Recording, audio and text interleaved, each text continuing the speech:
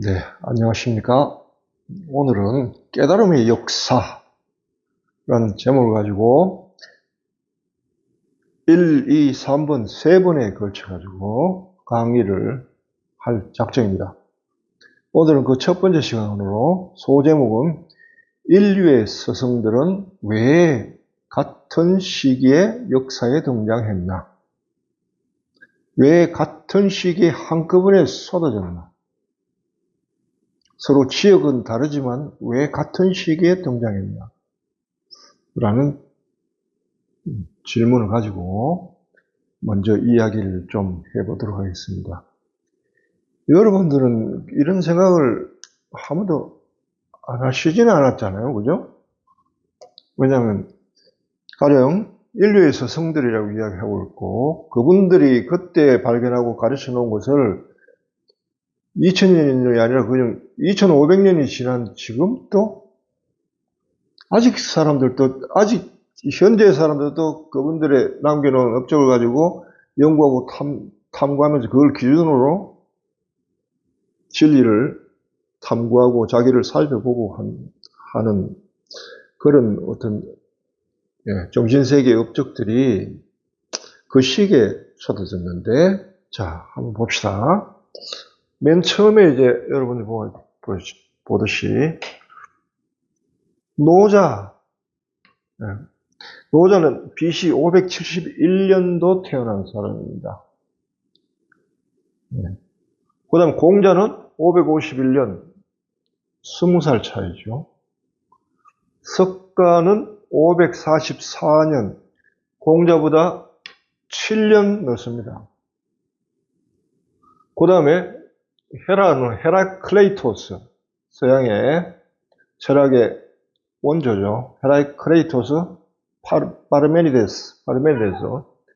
헤라클레이토스가 석가모니보다는 4년 늦게 태어났습니다. 540년.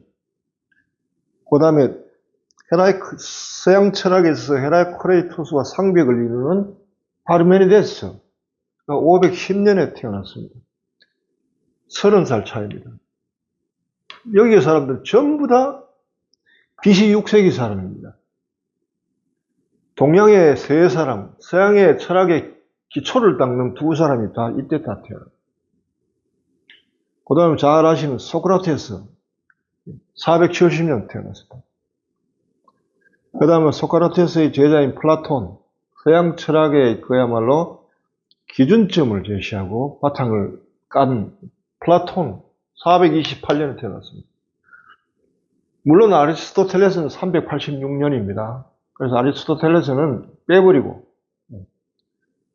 요 사람들만 따지고 보면은 BC 6세기 사람이 하나, 둘, 셋, 넷, 다섯. BC 5세기 사람이 하나, 둘. 어떻습니까? 그런데 이들이 같은 지역 사람도 아닙니다. 중국, 인도, 그리스. 어떻게 그 당시에 서로 교류도 없었는데 같은 시기에 저렇게 출현할 수 있죠? 게다가 이들이 추구한 진리를 보면 더 놀랍습니다. 왜냐하면 전혀 다른 지역에서 서로 교류도 없이 연구를 했는데 비슷한 공통점이 있습니다. 추구한 바가. 물론 차이점도 있지만요. 이들이 그 시기에 태어나서 등장해서 이들이 이루는 업적은 과연 무엇을 의미하며 인류사에서, 특히 인류 구원사에서 인간을 해방시키는 인류 구원사에서 죄로 해방시키든 무지로 해방시키든 그 해방사에서 이들이 차지하는 의미는 무엇이며 그것이 지향하는 바는 무엇이며 그걸 둘러싸고 있는 어떤 더 큰 배경이 있는가 라는 데서 이야기를 해보자는 겁니다. 그게 바로 깨달음의 역사입니다. 우리가 주로 깨달음 하면 스카모닉은 에서만 이야기를 하면서 거기만 머무는데 지평을 더 넓혀서 인류 전체를 넓혔을 때 우리는 더 큰 안목을 가지고 그 흐름을 읽어낼 수 있을 것입니다. 자, 그래서 우선 결론부터 이야기합시다. 이들의 공통점은 뭔가? 공통점은 이 시대에는 구원관이요, 이전과는 달리 집단에서 개인, 인류, 구원관을 합시다. 구원관, 해방관이라고 씁니다.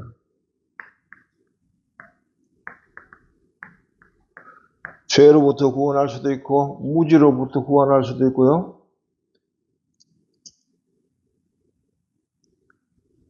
그 다음 불행으로부터 구원할 수도 있고, 인간을 행복하게 만드는 궁극적인 행복을 갖다주는 이런 관점에서 볼 때, 이전에는 어떤 것이 있었냐 하면은, 이전에는요, 맨 처음에 제사가 있었어요. 제사에서 율법적으로 들었습니다. 가르침이, 뭐는 해라, 하지 마라, 해라, 하지 마라, 이런 거요. 그 다음에 이렇게 하는 게 좋다, 이렇게 하는 게 저렇게 하는 게 좋다 하고, 그런 지혜서 정도. 근데 이때 등장하는 게 뭐냐면은, 진리관입니다. 진리.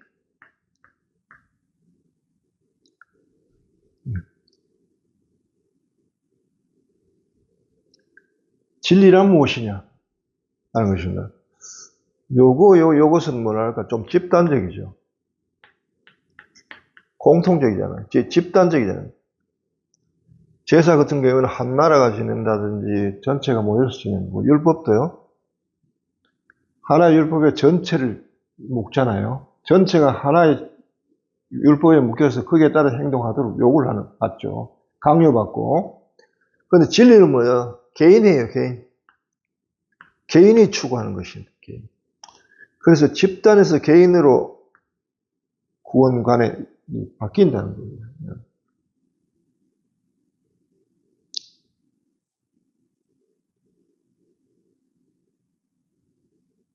이에 따라서 첫째, 집단에서 개인으로 바뀌고요. 두 번째는 제사와 율법에서는 등장하는 절대자가 누구죠? 신입니다. 신. 그러니까 여기서는요, 신 대신에 진리가 자리를 대신합니다.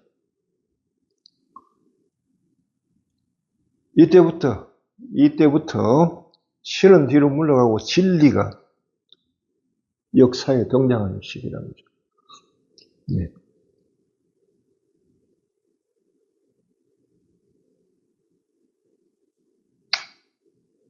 그러면서 진리를 추구하는 공통점을 갖습니다. 진리며 이들은 진리를 추구했다.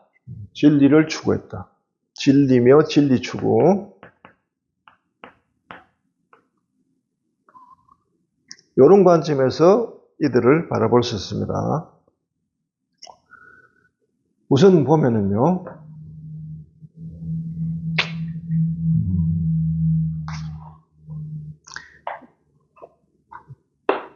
파르메니데스의 경우는 이런 이야기였습니다.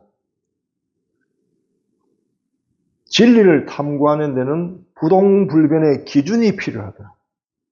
자, 우리는 이들을 개인의 입장에서, 개인에서 출발해가지고 진리를 추구하는, 개인에서 출발해서 진리를 추구하는 그 관점에서 이제 봅시다. 자, 구원관이 이렇게 되는데,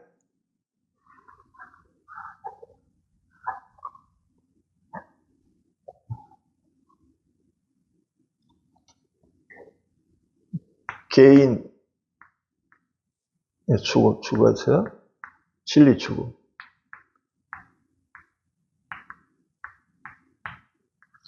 자, 얘기할 때 파르메니데스의 경우는 이런 게 있습니다. 진리를 추구하려면은 우선 기준 척도가 있어야 된다. 척도. 그거는 부동불변이어야 된다. 부동불변의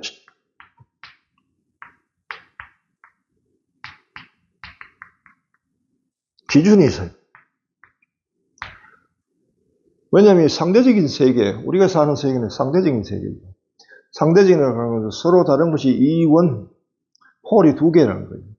그리고 서로 대립하고 충돌하면서 네가 옳으니 내가 옳으니 네가 맞느니 내가 맞느니 이래가지고는 어느 것이 진리인지 알 수가 없다는 거예요.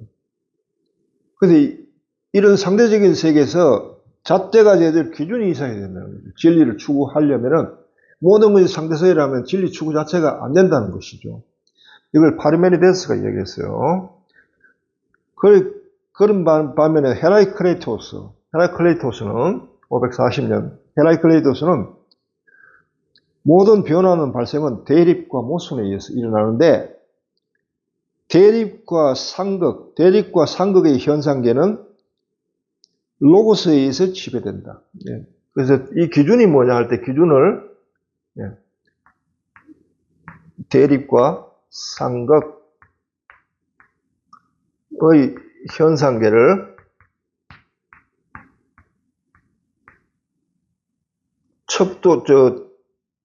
다스리는 조화롭게 전체적으로 조화롭게 유지하고 다스리는 기준이 뭐냐라고 할 때 헤라클레이토스는 이거를 로고스라고 해요. 로고스.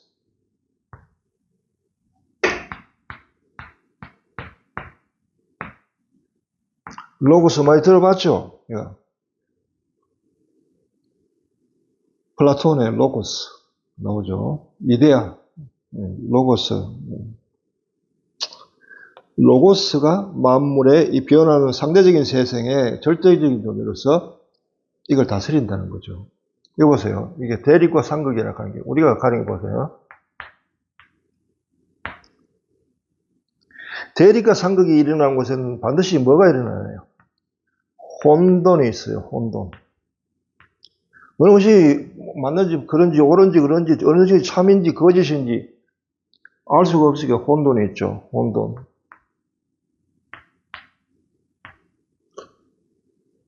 이 혼돈에 대해서 혼돈이 있기 나름이고 혼돈을 질서 있게 해주는 것이 이제 로고스가 한다는 거잖아요. 이 혼돈에 대해서 노자는 이런 이야기를 했습니다. 노자. 혼돈 상태에 이루어지는 것이 있다는 거예요. 혼돈. 그것은 천지보다 먼저 생겨났다. 진리를 탐구하는데 가장 먼저 해야 될 게 뭐냐면은 부동불변의 기준을 세우는 거예요. 그럼 이 불변부동의 기준은 어떻게 세우느냐? 그냥 주어지나요? 신으로부터? 자, 신은 없습니다. 신은 이야기해서는 안 돼요. 진리에서는. 그럼 어디서 이거를 경험할 수 있나요? 인간이? 개인으로부터 출발해가지고. 신으로부터 출발하면 신이 내렸다 하면 그만인데, 이거는 개인으로부터 출발해가 진리로 가는 길이거든요. 그럼 본인이 개인에서부터 출발해가지고 그 기준되는 것을 찾아야 되는 거죠. 그런데 그 기준이 어디에 있느냐 하면은 실제로는 대립과 모순 그 자체 안에 있다는 것이 노자의 시각이란 말이에요. 공통점을 가지고 지금 얘기합니다. 그 혼돈 속에 혼돈 상태에서 이루어지는 것이 있으니 그것은 천지보다 먼저 생겨났다. 도덕경 25장에 나옵니다.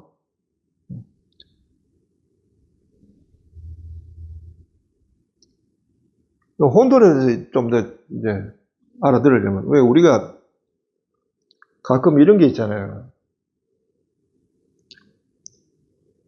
어떤 일이 있어가지고 주민센터 갔더니, 동사무소 갔더니, 동사무소는, 이거는 우리의 일이 아니라 구청의 일입니다. 구청으로 보낸다고요. 구청에 가니까 또, 이거는 우리의 일이 아니고 동사무소 일입니다. 여기서 핑퐁 되는 경우 있죠. 예. 여기 가면 저기 가라고, 저기 가면 여기 가라고. 아무도 이 문제에 대해서, 내가 가진 문제에 대해서 해결해 주겠다고 나선 사람이 없고, 누가 내 문제를 해결할 책임자인지 담당자인지를 알 수가 없는 상황. 이게 대립과 상극에서 겪는 혼돈이에요. 그러면 나는 그 문제를 어디서 해결해야 되나요?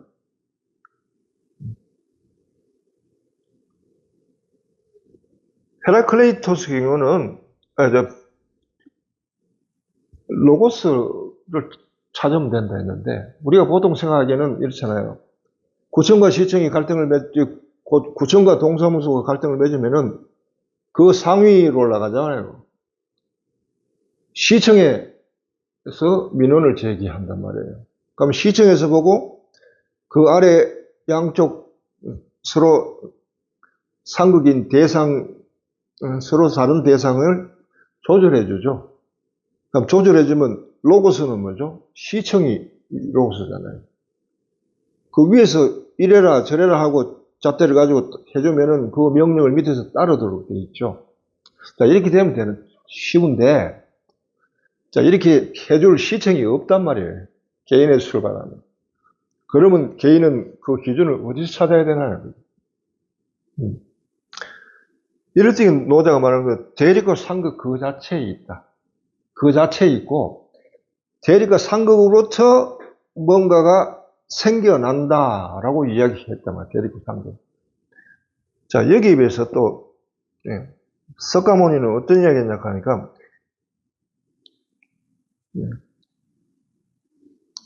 서로 대립과 상극이 있단 말이에요. 그 혼돈이 있는데, 혼돈에서 중도이긴이 난다. 중도를 얘기해요. 중도. 양극을 다 철하는 거예요. 이쪽 저쪽으로 가지고 이쪽에 가서 기대하고 갔더니 저쪽으로 가라고, 저쪽에 가서 기대를 하고 갔더니 또 이쪽으로 오라고. 이럴 때 어디에 가야 되냐? 위에는 없고 할 때는 이쪽도 저쪽도 다 치라는 거죠. 동사무소도 노, 구청도 노. 왜냐하면 그들은 더 이상 내 문제를 해결할 수 없으니까 거기에 대한 기대를 잘라버려라 라는 게 길이라는 거죠. 그게 중도입니다. 중도에 대해서 석가모니 어떤 이야기했냐 이렇게 했어요.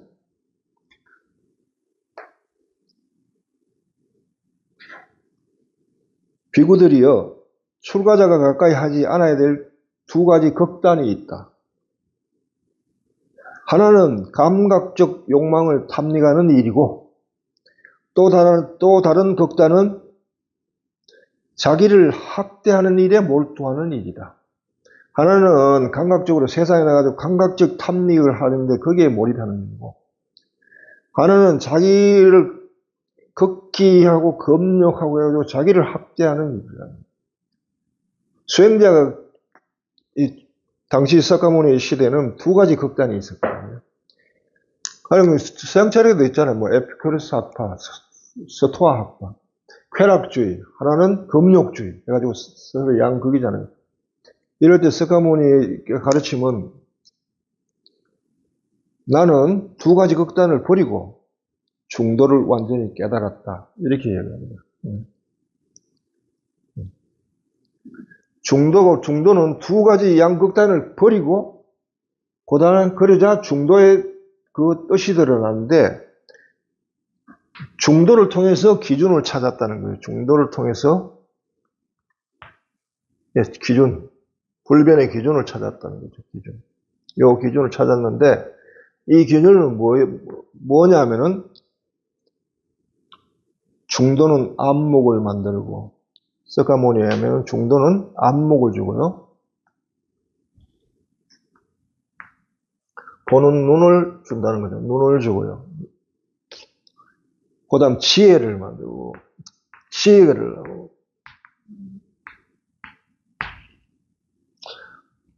고요함을 주고요.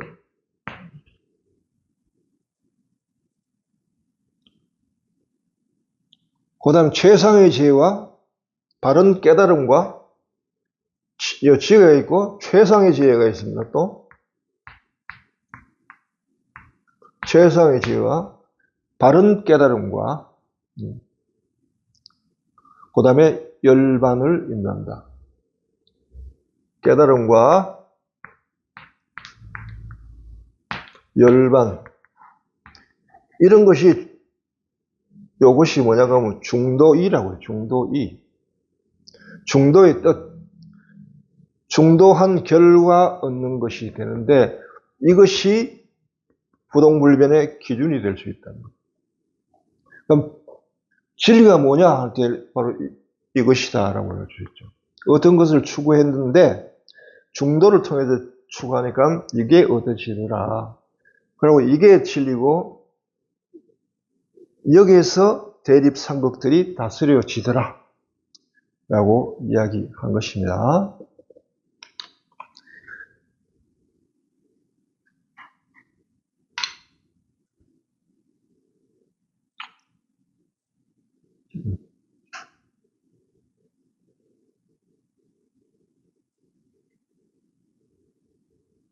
자, 이렇게 해서, 보면은, 동양서양 간에 서로 같은 것, 같은 시기에 같은 것을 지금 추구하고 있다는 것 사실을 우리가 알 수 있죠. 같은 시기에 같은 걸 이야기해서, 이걸 이야기한, 지금 내가 예를 든, 헤라클레이토스, 파르메니데스, 노자, 석가모니 다 같은 시기에 살아요. 어떻게 서로 보면은 그리스, 중국, 인도 서로 만날 길이 없는 분들께서 어떤 동시대에 같은 주제를 가지고 같은 걸 추구하면서 같은 걸 모색했을까? 예. 재미있죠? 예. 뭔가 있을 거다는 감이 있지만 얘기는 하지 않겠습니다. 자, 한편 이거는 공통점이라고 이야기하고요. 자, 그럼 차이점은 뭘까요? 차이점. 이걸 하는 데 대한 차이점.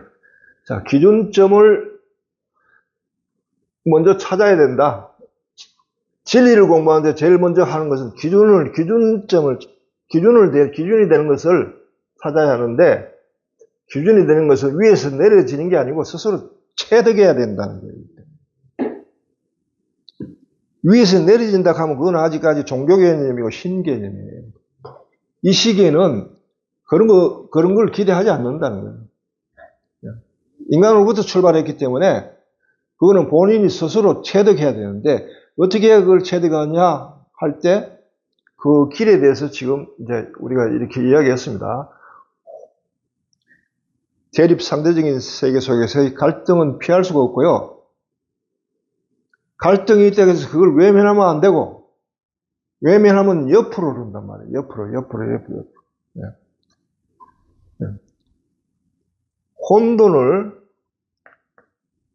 혼돈을 했죠. 혼돈은 이제 불교 같은 경우에 무명이라고 한다. 실체가 보이지 않는다는 거예요. 무명이라고 하는. 아까 이야기했죠. 동사무소 가면 구청 가라 가고, 구청 가면은 동사무소 가라고. 내 문제를 어디에다가 하소연해야 될지 실체가 없다는 거예요. 실체가. 그래서 뭘 탐구를 할 수 없는 거예요. 혼돈 속에서는. 그래서 마음은 어떻게 흐르냐 하면 다른 데를 자꾸 찾는다고요.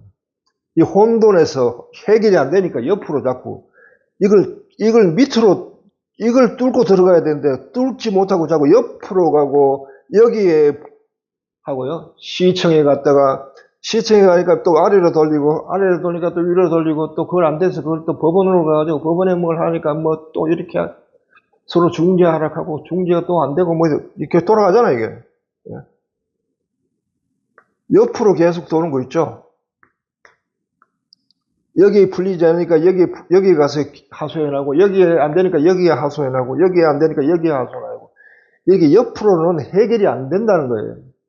이렇게 옆으로 해서 돌아가는 걸 이걸 뭐라 하니까 불교에서는 연기라 그러는데 연기 12연기 있죠. 연기는 무명을 직접 혼돈을 속에서 직접 문제를 해결하려고 하는 방식이 아니라는 거예요.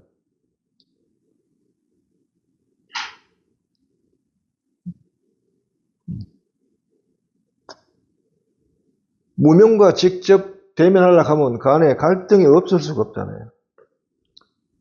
반드시 갈등이 있어야 돼요. 갈등이에요. 두 개가 서로 상충하는, 예.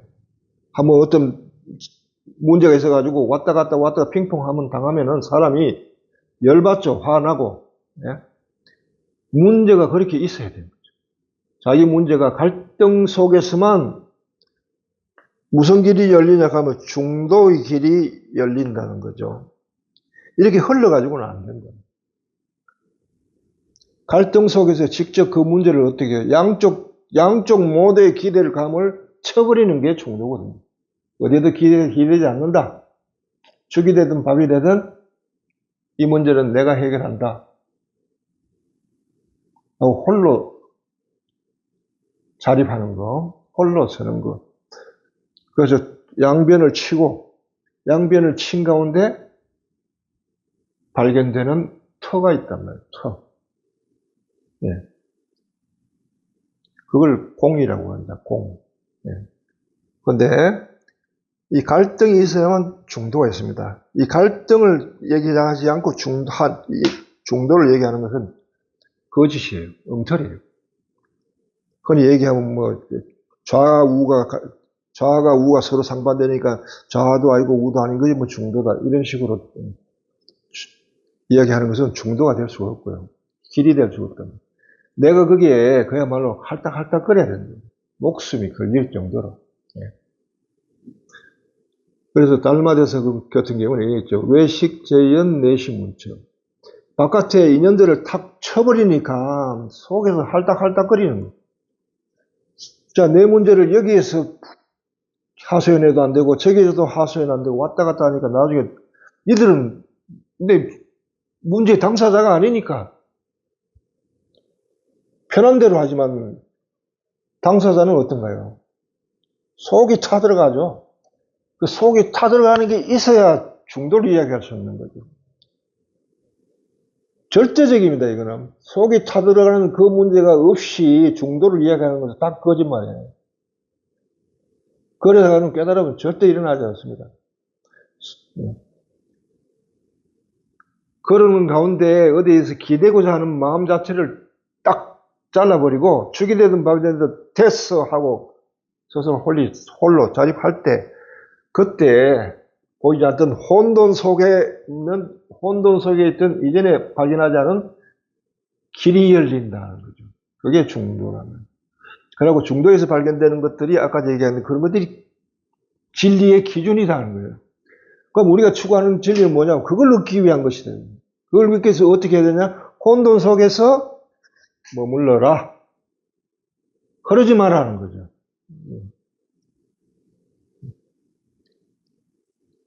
바로 이런 가르침들이 이제 공통적인데 차이점은 뭐냐? 얘기해 봅시다.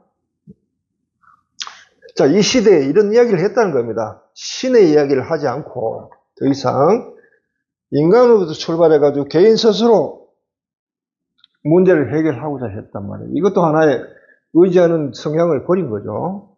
예, 의지하는 성향을 이제 버림으로써 죽이 되든 밥이 되든 내 스스로 찾겠다라는 거잖아요. 왜 수학 공부 잘하는 애들은 죽이 되든 밥이 되든 지가 스스로 풀겠다고 달려드는 애들이잖아요. 조금만 힘들면은 수학 못하는 애들 주로 조금만 못하면 빨리 해답지 보려고 해요. 해답지 보고 문제를 이해하려고 하는 애들이나 아니면 선생님한테 달려가가지고 이게 뭐냐고 찾는 그래가는 해결이 안 되잖아요. 왜냐하면 수학을 푸는 힘을 길러야 되니까. 그거 마찬가지죠. 어렵게 하지 않고는 그게 발견이 되지 않는 거는 마찬가지입니다. 네. 그런데 차이가 뭐냐 하면, 자, 이제 보세요. 네. 대상이냐? 아니면 우리가 어떤 인식을 할 때, 자, 여기는 이제 플라톤 이야기하면 쉬워집니다. 플라톤을 한번 봅시다. 플라톤은 이렇게 얘기했습니다. 우리가 지식은 확실한 것이어야 하기에, 아까 했죠? 지식의 진리의 기준이 되는 것이 확실해야 된다. 불변부동하는 것이어야 된단 말이죠. 그런데 진리의 기준 되는 그 지식이 있죠. 아까 가령 석가모니께서 얘기한 중도를 통해서 안목을 넣는다, 지혜를 넣는다, 바른 깨달음을 넣는다, 열반을 넣는다. 이거는 불변부동하는 것이야. 영원한 것이어야 된단 말이에요. 이것이 한번 생겼다 없어지는 것이면 안 되는 거죠. 그러니까 그런 지식이 얻은 바가 확실한 것이어야 하려면은 그 대상 또한 불변하고 영원한 것이어야 된다. 자, 어떤 무엇에 대해서 지식을 얻었다 합시다. 자, 의식이 있고, 그 다음에 인식이 있습니다. 이 과정을 통해서 지식은 생기죠. 이것이 무엇이냐? 이것은 무엇이다. 그래서 지식이 생깁니다. 지식의 공식은 의식에서 인식으로, 의식한 것을 인식하는 것이 지식입니다. 여기서 지식이 나옵니다. 그런데 의식은 그냥 의식이 발생합니까? 대상이 있어야죠. 앞에 의식이 추구하는 만난 대상이 있잖아요. 대상을 의식하면은 의식하는 데서 마음이 발생하고, 마음이 발생하면 마음의 작용을 통해 가지고 인식에 이른단 말이에요. 이렇게. 자, 이렇게 되는데, 이 대상이 올바르지 않는다면은, 이 대상이 바르지 않다면은, 의식하고 인식하는 자체가 이것이 잘못될 수 있다는 거예요.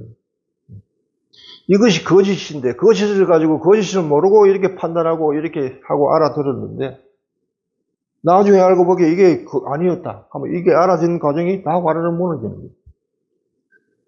그래서 바른 지식을 가지려면은 대상이 발라야 된다. 이게 플라톤 시각이에요. 그래서 플라톤은 뭐라고 그랬냐면은, 그런데 이 세상에는 이런 요구를 만족시켜 줄 만한 것이 없다는 거예요. 이 세상에. 왜냐하면 모든 것이 변화와 무상함, 거기서 놀아나니까.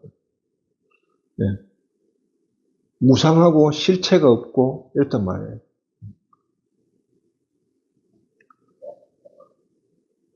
그래서 탐구하는 것은 현세의 변화와 무상함을 초월한 그 무엇을 찾아 나서는 모습을 취할 수밖에 없어요. 그래서 진리 탐구란, 여기서 이래서 진리 탐구란, 탐구를 위해서는 밖으로 나가야 됩니다. 밖으로 찾아 나서야 한다는 게 플라톤의 입장이에요. 플라톤의 입장이 동시에 서구의 진리관입니다. 진리는 밖에 있는 거예요. 대상이 바른 대상을 만날 때 진리. 궁극적으로 플라톤이 이 대상은 어디 있어요? 이 세상에는 없으니까 불변부동의 제 대상들이 있는 세계를 따로 있다는 거죠. 그게 이데아의 세계입니다. 이 대상이 있는 궁극적인 땅이 이데아계란 말이에요. 이데아. 여기에 있는 거예요. 여기에. 그런데 인간은 뭐예요? 현상계에 산다. 현상계.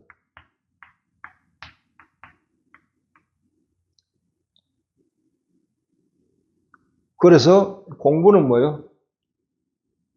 대상을 공부하면서 현상계에서 이데아계로 넘어가는 거예요. 이게 공부하는 것입니다. 탐구하는 것입니다. 탐구. 서양 철학의 방식이 대상에 중점을 둡니다. 대상이 바르면은 바른 인식이 될 수밖에 없다.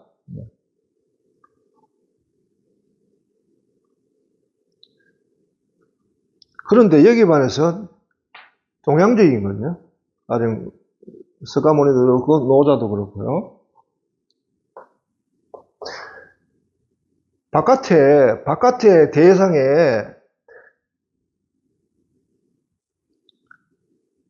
불변부동의 바른 대상이라는 걸 없다는 거예요. 네. 없다부터 출발하자는 거예요. 그래서 이데아계를 상정하지 마라. 이데아계를 상상하지 말고 이게 없다면은 그래 놓고 우리가 진리를 탐구한다 하면은 어떻게 해야 됩니까? 바깥에 없으니까 예. 동양에서는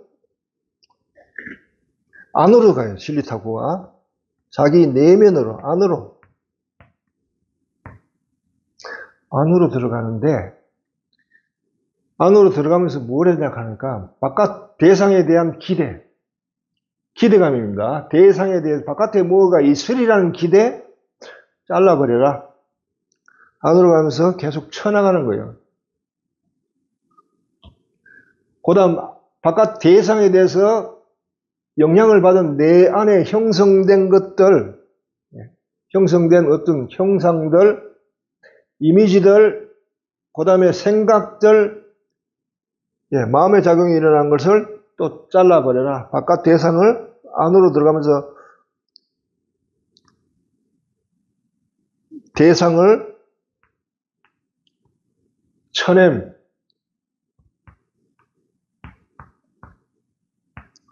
안으로 들어가면서 대상에 대한 인상이 있죠. 그 다음에 형상, 개념, 생각, 상상 이런 것을 하지 않음, 인상을 쳐냄. 안으로 들어가면서 이 두 가지를 하면서 아무것도 남지 않게 하라는 거예요. 아무것도 남게 하지. 아무것도 남지 않게 안으로 들어가고, 하나는 바깥으로 향하고, 하나는 안으로 들어가고. 아무것도 없을 때, 거기에 뭐가 있다는 거예요, 그게. 그런데 그 경험한 바는 말할 수가 없다. 노자 이런 얘기가 있습니다. 혼돈 속에서 이루어진 것이더니 그것은 천지보다 먼저 생겨났다. 고요하고 소리 없고 형체도 없고. 아까 얘기했죠? 석가모니께서도 고요하고 안목 있고 지혜롭고 깨닫고. 노자께서도 고요하고 소리도 없고 형체도 없고. 그것은 짝이 없이 홀로 있다는 거예요. 상대계가 아니라 왜 짝이라는 거예요. 홀로 있다. 언제나 변함이 없다. 나는 그것의 이름을 알지 못한다. 또 어떤 다른 분야에서는 나는 그것이 누구의 자식인지 알 수가 없다. 아버지가 없기 때문에 있긴 있는데 아버지가 없다는 말이에요.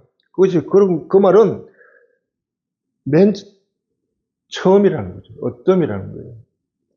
어뜸인 것은 무엇에 기대서 그걸 이름을 정하나요? 이름은 주로 앞선 사람이 뒷 사람에게 이름을 주잖아요. 아버지가 아들한테 이름을 주잖아요. 그러면 가장 앞서는 걸 도라는데 도는 누가 이름을 준 거예요? 도를 이름 지을 수가 없단 말이에요. 그게 도가도 비상도가 되는 거예요. 도를 도라고 이름 지으는 건 그게 도의 이름이 될 수가 없다는 말이에요. 그래서 노자는 이렇게 이야기하죠. 그래서 내가 억지로 자를 줬다는 거예요. 우리가 호, 자, 뭐 이렇게 있잖아요. 자를 줬는데 그래서 도라고 내가 이름 붙였다. 내가 붙였다. 그겁니다. 그걸 자라고 붙였다. 반면에, 이렇게 해서 안으로 이제 들어가서 안과 밖을 다 쳐낼 때 아무것도 없는 상태에서 경험되는 바가 있다. 그런데 여기는 밖으로 향할 때 우리가 결국은 이데아계로 올라갈 수밖에 없고 여기에서 경험되는 바가 있다. 이건 안으로 들어가서 안에서 경험되는 바가 있다. 이걸 불교에서 뭐 진여계락하기도 하고 삼매라고도 진여계락하기도 하고 삼매라기도 하고요. 뭐 하여튼 초월계락하고 할 수도 있고요. 안에 있는 거나 이 바깥에 있는 거나 보면은 결국은 가만보면 두 개가 같은 이야기하고 있어요. 근데 하나는 바깥으로 추구했고 하나는 안으로 추구했고 하나는 대상을 추구했고 다른 하나는 대상을 인식하는 그 마음을 추구했고요. 그래서 이렇게 서로 차이가 난다. 서로 다른 두 가지 길인데 결과는 같다. 결과는 같다. 여기도 이의가 있습니다. 그냥 상상으로 나온 게 아니다. 인간 안에 진리를 알아보는 눈이 있다는 거예요. 그 눈이 단지 어두워졌을 뿐이지 어둡다고 해가지고 없는 것은 아니기 때문에 인간은 상대계에서도 절대의 진리에 대해서 알아보는 눈이 있다는 거예요. 그거는 어디서 오느냐? 인간이 되기 전에 우리가 여기 있었다는 것을 그 사실은 이야기를 하고 있고요. 인간으로 태어나면서 그것이 어두워졌을 뿐이지 우리가 그것이 사라진 건 아니기 때문에 그건 누스라고 그래요. 누스.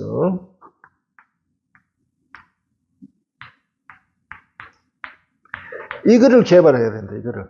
이거를 개발해가지고 점점 밝게 하다 보면은 우리가 이데아계로 갈 수 있다. 언젠가는 이거를 개발하는 방법이 뭐냐? 그게 바로 관상이다. 그래서 관상은 내가 테오리야. 관상을 통해 가지고 누스를 개발하는데 이 누스를 통해서 관상을 개발하면 누스에 점점 눈이 밝아져 가지고 결국은 이데아계의 경험하게 되면서 자기 본향으로 돌아가게 된다. 그런데 여기서의 누스라는 이 눈은 이게 눈을 가리거든요. 눈. 이게 눈인데 이것은 이 안으로 추구해서 여기서 바라보는 안목이라는 눈, 삼매에서의 눈과 같습니다. 그래서 누스를 어떻게 해야 되나 그러면 삼매지라고 이야기해야 돼요. 같은 겁니다. 궁극적으로는 서로 방향은 달랐는데 궁극적으로 추구하는 것은 같았다. 예, 이렇게 이제 서로 공통점과 차이점을 얘기할 수 있습니다.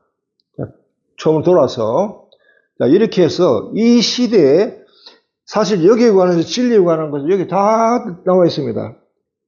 오늘날까지도 진리에 관해서 추구하고 수행하고 하는 모든 사람들이 이 틀을 벗어날 수 있는 사람이 없어요. 모두 여기에 관한 얘기고요. 여기에 관한 재해석이고 자기 나름대로 알아듣고 그 시대에 맞게 개념을 재정립하고 재맥락화하는 작업이지 이 깔아놓은 이 환경을 뒤집고 벗어나게 하는 건 없어요. 그런데 어떻게 해가지고 이 시대에 이런 위대한 천재들이 한꺼번에 쏟아졌다는 거예요. 아무리 신이 없다고 이야기하지만 뭔가의 어떤 섭리가 작용하지 않고는 이게 불가능한 일이에요. 왜냐하면 서로 다른 지역에 있는 사람들이 어떻게 동시대에 이렇게 피었나요? 꽃이 보세요. 우리가 자연에서 보면은 온갖 꽃들이 있는데 그것도 봄이 와야 다 피는 거죠. 서로 산에서 피는 꽃도 있고 들에서 피는 꽃도 있고 북쪽에서 피는 꽃도 있고 남쪽에서 피는 꽃도 있고 동쪽 서쪽이 서로 지역은 다 다르지만 꽃을 피게 하는 조건은 봄이 와야 된다는 거죠. 그럼 이 시대도 이런 천재들이 이런 상상을 통해 가지고 이런 진리 탐구를 할 수 있도록 새로운 어떤 목적과 방식들을 찾아내서 이것이 인류사에서 꽃 피도록 한 그 봄은 뭐냐는 거예요. 봄. 환경. 그 봄이 뭐냐는 거죠. 그거에 대해서 다음 시간에 이야기하겠다는 겁니다. 자, 오늘 여기까지 하겠습니다.